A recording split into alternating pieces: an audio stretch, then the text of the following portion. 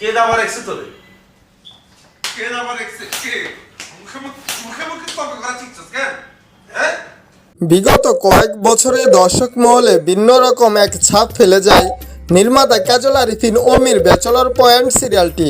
2017 সালে শুরু হওয়া এই ধারাবাহিক একে একে 4টি সিজন আসে। প্রতিটি সিজনেই একদল ব্যাচেলর দিয়ে তৈরি এই ধারাবাহিকের গল্প দর্শক মহলে দারুণ সাড়া ফেলে। তবে ধারাবাহিকটির সিজন 5 এর বিভিন্ন পর্বে অশ্লীলতা, সামাজিক অবক্ষয় ও নৈতিক বিচ্যুতির অভিযোগ তুলে নাটকের নির্মাতা সহ সংশ্লিষ্ট অভিনেতাদের প্রতি লিগ্যাল নোটিশ পাঠানো হয়েছে। লিগ্যাল নোটিশে কাজল আরিফিন অমি, অভিনেতা মাজরুক রাসেল, জিয়াউল হক পলাশ, সাইদুর রহমান পাভেল, শিমুল শর্মা ও বুম ফিল্মস প্রোডাকশন হাউসকে বিবাদী করা হয়েছে। সুপ্রিম কোর্টের আইনজীবী মহিউদ্দিন এই লিগ্যাল নোটিশ পাঠান। নোটিশ পাঠানোর বিষয়টি আইনজীবী নিজেই গণমাধ্যমকে নিশ্চিত করেছেন।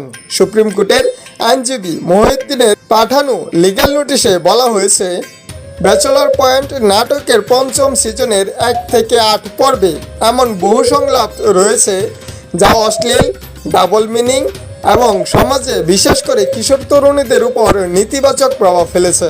নোটিশে উল্লেখ করা হয়, নাটকের সংলাপে ড্যাড 19-20 টাকা হলে সীসা খেতে পারতাম ইত্যাদি নিয়ে এমনভাবে কথা বলা হয়েছে যা নীতিনৈতিকতা পরিপন্থী। পাশাপাশি ফিমেল কিডনি, দই, নাটকের ইত্যাদি ডায়লগগুলো তরুণদের মুখে মুখে ঘুরছে যা সামাজিক শালীনতা ও পারিবারিক রুচির পরিপন্থী। এমন সংলাপ নারীদের অবমাননা করে বলে দাবি করেছেন তিনি। নোটিশে আরও উল্লেখ করা হয়, নির্মাতা কাজল আরিফিন অমি নিজেই এক সাক্ষাৎকারে বলেছেন, নাটকটি এখন সব বয়সী মানুষের জন্য তৈরি করা হচ্ছে, অথচ নাটকের ভাষা, ভাব ও উপস্থাপন একদমই পরিবার বান্ধব নয়, বরং এতে সামাজিক মূল্যবোধ, ধর্মীয় অনুশাসন এবং সাংস্কৃতিক ঐতিহ্য ক্ষতিগ্রস্ত হচ্ছে। আইনজীবী মহিউদ্দিন আরও বলেন, জাতীয় সম্প্রচার নীতিমালা 2014, জাতীয় অনলাইন গণমাধ্যম নীতিমালা 2017 অনুযায়ী শিশু ও কিশোরদের মানসিক গঠনে নেতিবাচক প্রভাব ফেলে এমন কন্টেন্ট প্রচার করা অপরাধ। অথচ এই নাটকে একের পর এক অশ্লীল, আপত্তিকর সংলাপ সামাজিক যোগাযোগ মাধ্যমে ভাইরাল হচ্ছে এবং সেগুলো কিশোরদের আচরণ ও ভাষায় স্থায়ী প্রভাব ফেলেছে।